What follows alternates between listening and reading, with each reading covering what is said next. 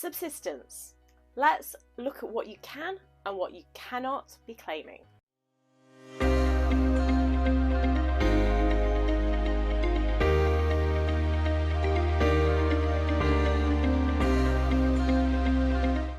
Hi, I'm Kimberly Shapcott, qualified chartered accountant, property investor and entrepreneur. Let's sit down and have a chat. Subsistence. What's the score?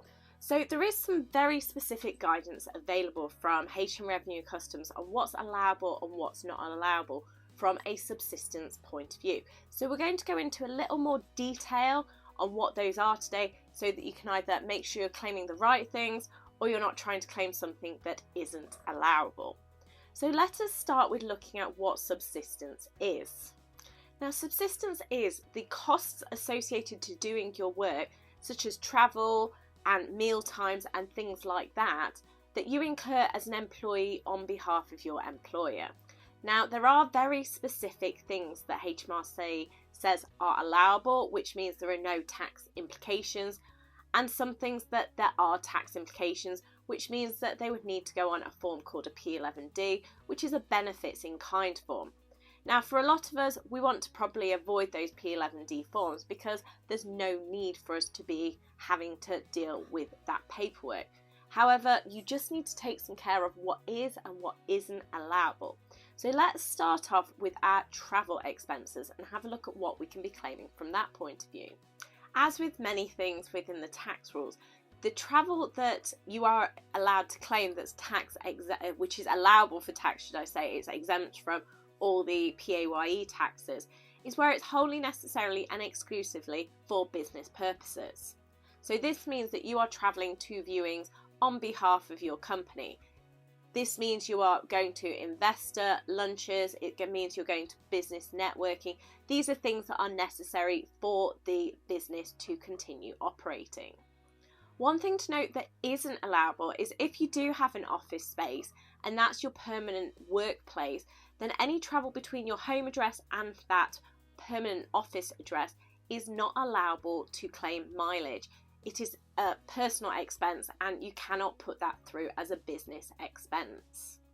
If you have a temporary workplace, then you are allowed to claim those expenses. However, this is for any time period up to 2 years. So if you are working in the same location for more than 2 years, then this is not allowable for tax. Whereas if it's under this allowable amount, it may be you haven't got offices, but you are working in a location for a number of months or number of years. However, when it hits this 2-year point, this is the real crux point for HMRC, where it's turning from a temporary location to a permanent office location. I appreciate for a lot of us property investors, we probably do work from home. So most of your travel, which is business related, is likely to be allowable and you just need to keep track of that. Now, when we talk about business travel, we can also include other types of travel. So there we're talking about mileage and we've got our 45p and 25p mileage rates per mile for driving. There is also an electric car rate, which is at 5p per mile. So there is a few rates you can be using, and check out the full video on mileage and what you can be claiming for that side of things on the channel. Other things that we can be claiming as part of our travel is things like our parking charges. So if we are driving to do a viewing and we have to park and pay for parking, then there is that possibility that you can claim your car parking. You can also claim if you have toll roads that you have to go on. So I know in certain areas of the country there are charges for going through bridges, through tunnels. If you are going on one of the toll roads around the country, then you can put those expenses through as well. Now, it may be that driving is not the right route of travel for you, right mode of travel, and you actually take a bus or you take the train or a taxi. And again, all of these are allowable expenses. You just need to, again, make sure you're keeping your receipts and do an expense claim form, and check out the video on how to do an expense claim form if it's not something you're familiar with. Now, one thing subsistence does cover is accommodation away from home as well as meals. So if you are living in the south of the country and investing in the north of the country, then it may be to go visit your investment area for your company. It's not just a matter of jumping in the car and going round to look at a viewing 10 minutes away. it may be a 3-4 hour journey to just get to your viewing, your investment area. So this kind of means that you're going to need to potentially be stopping there, or it's going to be a very long day. So in terms of the accommodation side of things, if you are staying wholly, necessarily and exclusively for business purposes, so you're going up, you're doing a viewing trip, or you're doing a property check trip to go and do some inspections at your own properties, then the accommodation that you do choose, whether it be an Airbnb, a serviced accommodation, a hotel, a bed and breakfast, whatever you are choosing, make sure you keep your receipts and those expenses are allowable for tax purposes. The other things that it also then gives you is things like the overnight allowances, and check the video out on overnight allowances. We've also got things like your meals, because obviously if you're away from home, normally hopefully you go into your kitchen and make yourself some food, which arguably means that you're not having to pay out anything extra. Whereas if you're out of area, you're stopping in a hotel, you're going to have to get yourself some food. So that means that there are allowable expenses for your meals.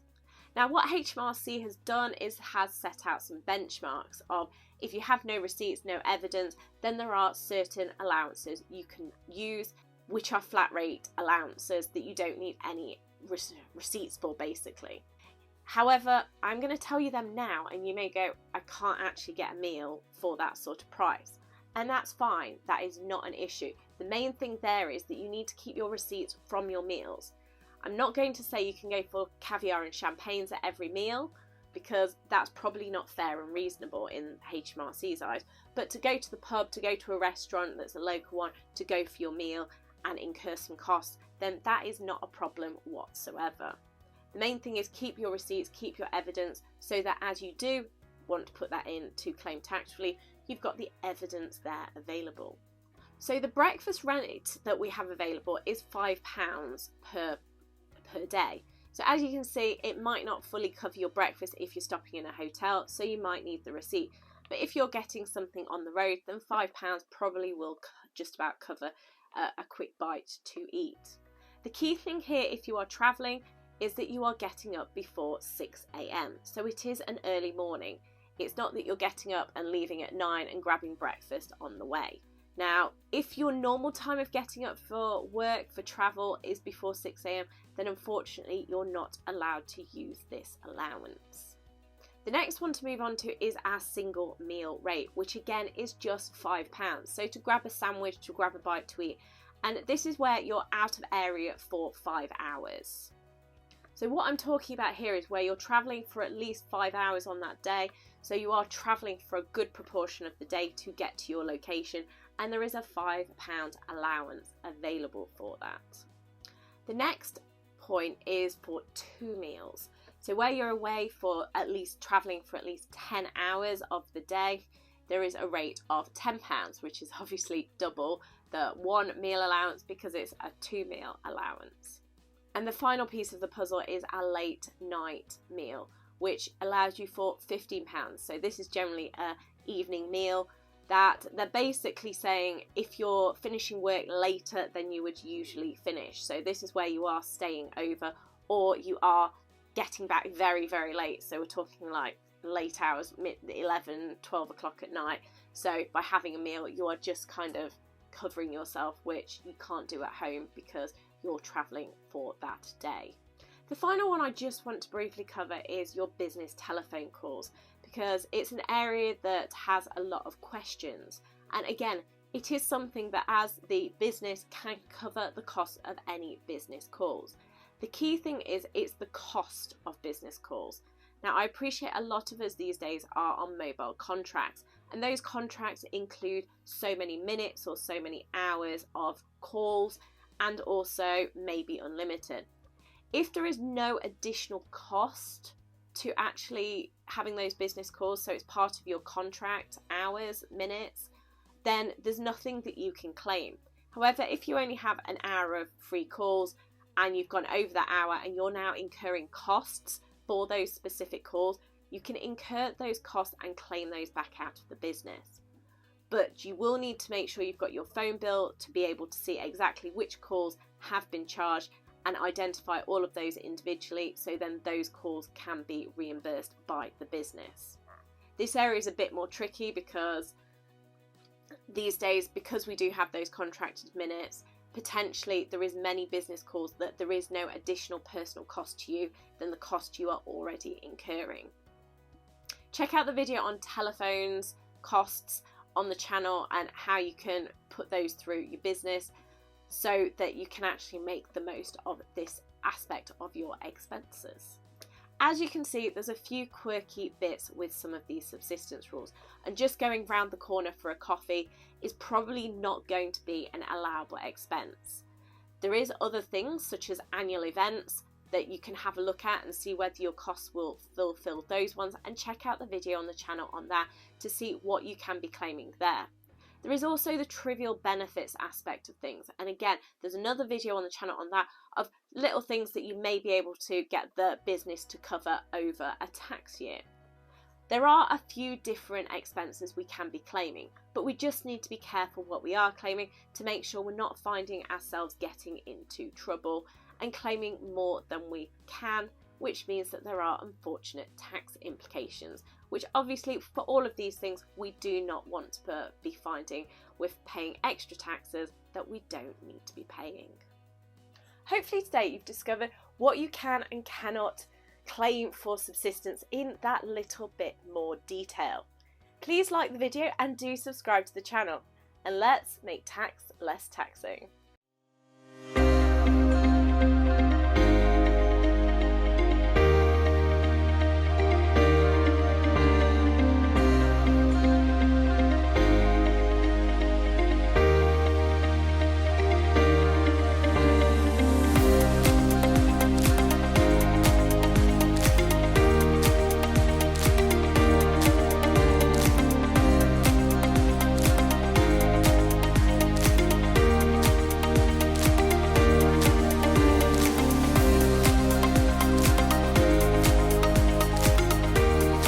Let's make tax less taxing.